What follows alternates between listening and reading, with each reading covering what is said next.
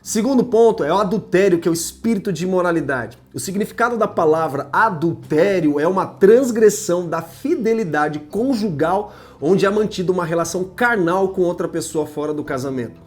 A palavra hebraica traduzida por adultério significa literalmente quebrando o casamento. O pecado de adultério, antes de consumá-lo fisicamente, já é alimentado através do olhar, do pensamento impuro e desejo impulsivo que alimentam o coração. E Jesus fala sobre isso no versículo 27. Ele diz assim: vocês ouviram que foi dito, não cometa adultério. Eu, porém, lhes digo, todo aquele que olhar para uma mulher com intenção impura, já cometeu adultério com ela no seu coração. A gente precisa entender que não é pecado olhar para uma mulher, até mesmo porque isso seria algo inevitável a se fazer, mas é pecado olhar para uma mulher como se ela fosse um objeto sexual para satisfazer os desejos sexuais descontrolados. Um pecado que tem atingido não somente os homens, mas também as mulheres. A fonte de alimentação pode vir, em muitos casos, do consumo, até mesmo, principalmente, de pornografia. Existe uma organização chamada Thrashers, voltada ao resgate de pessoas do tráfico sexual, trouxe números impressionantes da indústria que movimenta mais de 100 bilhões de reais por ano. Estima-se que ultrapassou o tráfico de drogas e alcançou a segunda posição no ranking de lucratividade para o crime organizado, ficando apenas atrás do tráfico de armas. A pornografia, ela corrói a mente e o coração do ser humano para levá-lo à prática do sexo promíscuo. Jesus eleva o entendimento do adultério de forma para dentro do coração.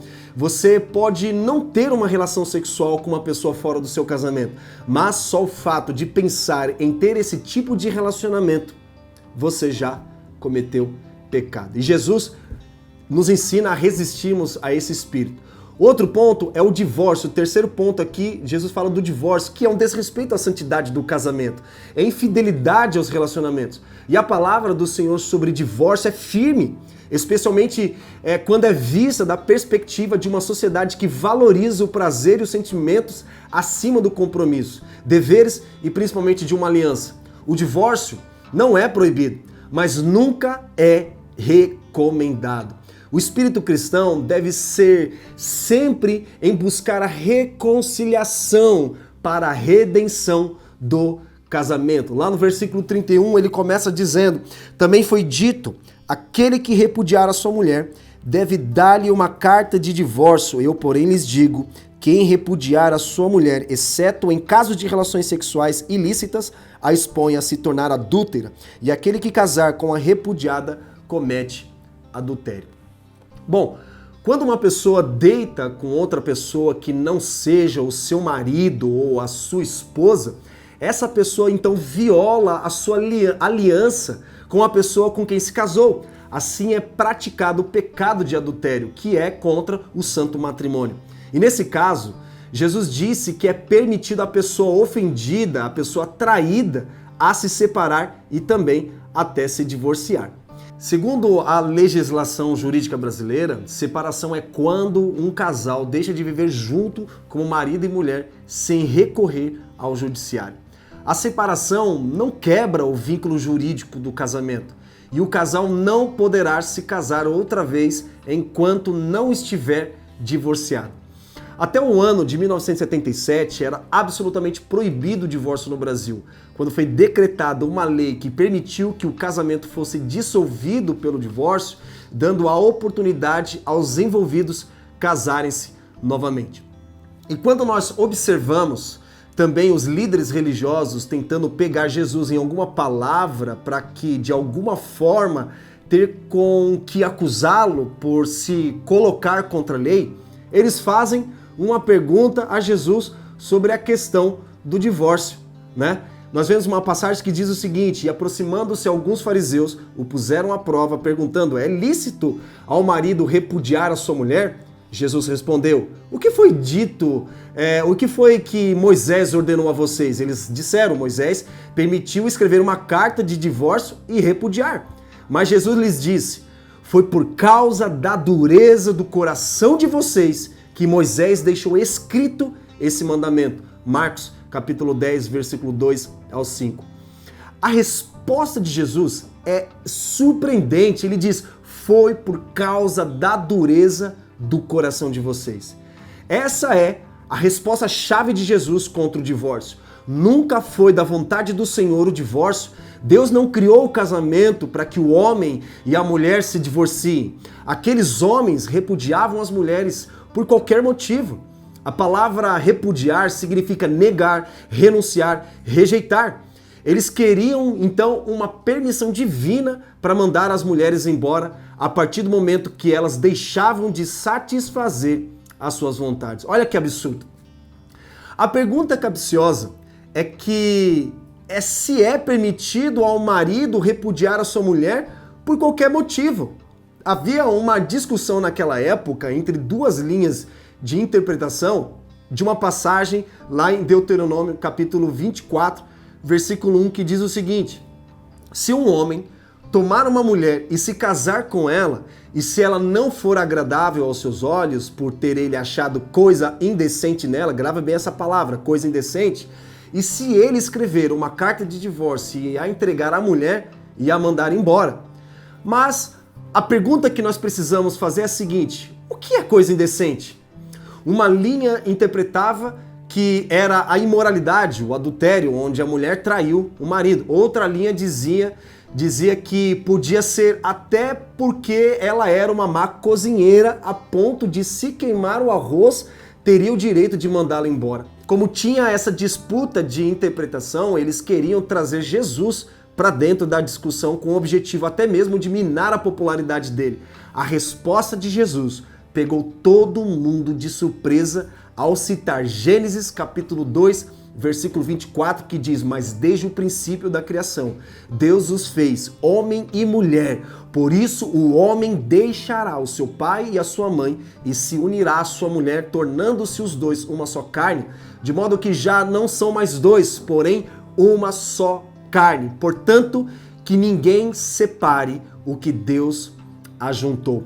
Então, a causa do divórcio acontece pela dureza do coração do homem que se divorcia por qualquer motivo. Hoje, por qualquer coisa, a lei facilita o divórcio, onde as pessoas desistem facilmente do casamento, não querem se arrepender, não querem lutar pelo matrimônio e, o pior, não reconhecem o casamento como uma instituição divina. Portanto, não é da vontade de Deus o divórcio, mas ele permitiu. Jesus ensina que a condição permissiva para o divórcio é a imoralidade sexual, que, claro, é o adultério, que nós vimos anteriormente. E não é de qualquer jeito, como alguém diz: o amor acabou, por isso nós nos divorciamos. Se acabou, é porque nunca houve amor e uma aliança verdadeira. Mas a pergunta que nós precisamos fazer é a seguinte: o que sustenta o casamento? O amor ou a aliança? Se a sua resposta foi o amor, o casamento está fadado ao fracasso, porque o nosso amor pela outra pessoa passa por altos e baixos, principalmente quando algo sai do nosso controle. Perguntaram certa vez para a esposa de Billy Graham, a senhora Ruth Graham, se ela em algum momento já havia pensado em divórcio. E ela respondeu: divórcio? Divórcio não, mas em homicídio, sim. Com um tom irônico, é claro, ela deixa claro que nunca passou pela sua cabeça a ideia de se divorciar de seu marido. Afinal, eles estavam vivendo o mesmo propósito, tinham uma aliança eterna. E sem a parceria da sua esposa, o ministério de Billy Graham não teria levado milhares de pessoas à salvação em Cristo. O princípio nos ensina que o que sustenta o casamento é a aliança firmada entre o casal. Tem dias em que o marido não estará amando a esposa como deveria, por conta de alguma situação no momento, mas a aliança sustentará o casamento para atravessar os dias maus. Outro ponto muito delicado que nós vamos tocar aqui diz respeito à violência doméstica. Muitos ainda têm a ideia errônea de pensar que adultério é caracterizado apenas quando um homem ou uma mulher tem uma relação sexual extraconjugal com uma outra pessoa que não seja sua esposa ou seu marido. Em base desse pensamento, uma pessoa mal intencionada pode pensar que violência doméstica não é caracterizado como adultério. Nós vimos aqui que o adultério é você tirar a verdade original daquilo que Deus criou. Ela diz algo do tipo, sou contra a violência à mulher, mas onde está escrito na Bíblia que a mulher que sofreu agressão física pode se divorciar? Esse tipo de pensamento carnal é perigoso porque coloca a mulher em uma situação desfavorável e se manter casada mesmo que sofra violência física. Um dos grandes problemas da religiosidade é que ela definiu que o adultério é somente contra um ato sexual ilícito.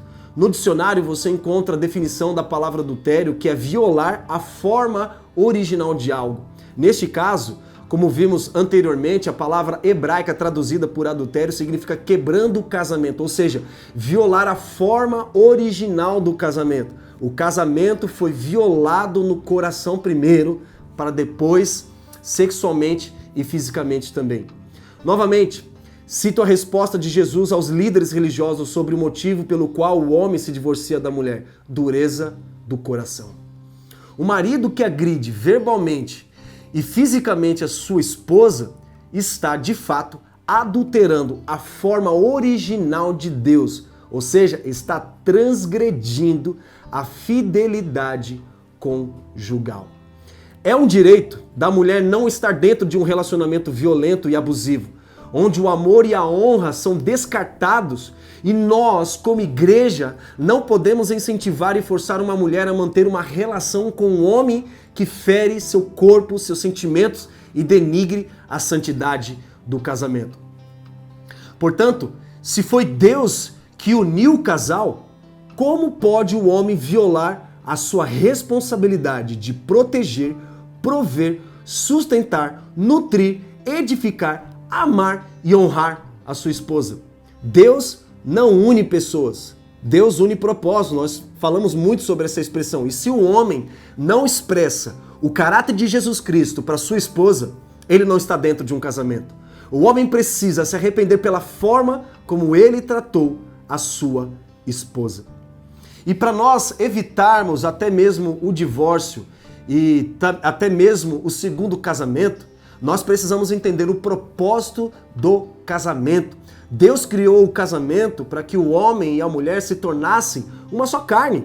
Trabalhem juntos no governo da terra, constituam uma família e edifiquem uma casa. Ou seja, o casamento não é um contrato que firmamos no cartório, mas uma aliança eterna que precisa ser honrada com amor, perdão e graça. E antes de pensarmos em divórcio, nós precisamos entender sobre o propósito do casamento. A pergunta que precisamos fazer em primeiro lugar, antes de tudo, aos casais que pretendem casar é: por que vocês querem casar? A maioria da resposta é porque um quer fazer o outro feliz, e de fato a felicidade é um dos elementos para um bom casamento, mas esse não é o propósito do casamento. Paulo fala lá em Efésios dizendo: maridos, que cada um de vocês ame a sua esposa como também Cristo amou a igreja e se entregou por ela, para que a santificasse, tendo-a purificado por meio da lavagem de água pela palavra. Efésios capítulo 5, do versículo 25 ao 26. Portanto, o propósito do casamento é o homem amar a sua esposa como Cristo amou a sua igreja. E como? Dando a sua vida por ela, para redimi-la. O propósito do casamento, portanto, é a redenção, é a transformação de um para com o outro. Se for casado e estão pensando em se divorciar, a gente sempre lida com isso. A pergunta é: por que vocês se casaram? O motivo pelo qual casaram ou estão pensando em se casar é o que vai determinar o que vocês vão viver. Antes de haver o casamento, o homem e a mulher que desejam casar precisam entender qual é o propósito do casamento para evitar um divórcio no futuro. Ninguém casa para se divorciar. A forma de evitar o divórcio no futuro é casar com entendimento no presente. E Pedro fala sobre isso em sua carta. Ele diz o seguinte: maridos, vocês igualmente vivam a vida comum do lar com discernimento. Presta atenção nessa palavra, discernimento. Dando honra à esposa por ser a parte mais frágil e por ser coerdeira da mesma graça da vida. Agindo assim, as orações de vocês não serão interrompidas. Se não entenderem qual é o propósito do casamento, não estarão prontos para casar. Pedro ensina que o homem deve viver a vida comum do lar com discernimento. Não é casando com um e com o outro que você encontrará a verdadeira felicidade. Se for casar, case com entendimento. Sabe, nós estamos diante de um problema muito antigo. Muitas pessoas estão presas em um relacionamento perturbador porque foram ensinadas que o que Deus uniu, o homem não separa. Mas a pergunta que nós precisamos fazer é: mas o que Deus não uniu? Muitos estão se relacionando sem entender qual é o propósito do casamento. Outro ponto é sobre o novo casamento. Em base desse entendimento de Jesus, se a pessoa se divorciou por qualquer motivo que não seja a imoralidade sexual e casar com outra pessoa, ela está cometendo adultério. Porque diante de Deus, o primeiro casamento não foi terminado. O que termina com o casamento é, de fato, a dureza de coração que causa o divórcio. Uma pessoa só poderá casar com uma outra pessoa caso o seu divórcio tenha sido causado por adultério, ou seja, imoralidade contra o casamento. Ou seja, divórcio é permitido por Deus se alguém houver cometido adultério, como nós vimos aqui. Porém, não é uma opção.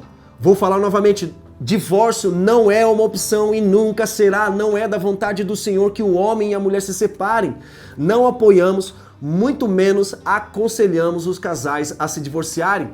Por isso que cremos na redenção. Se o casal estiver disposto a redimir o casamento, precisamos estar dispostos a também a pagar o preço.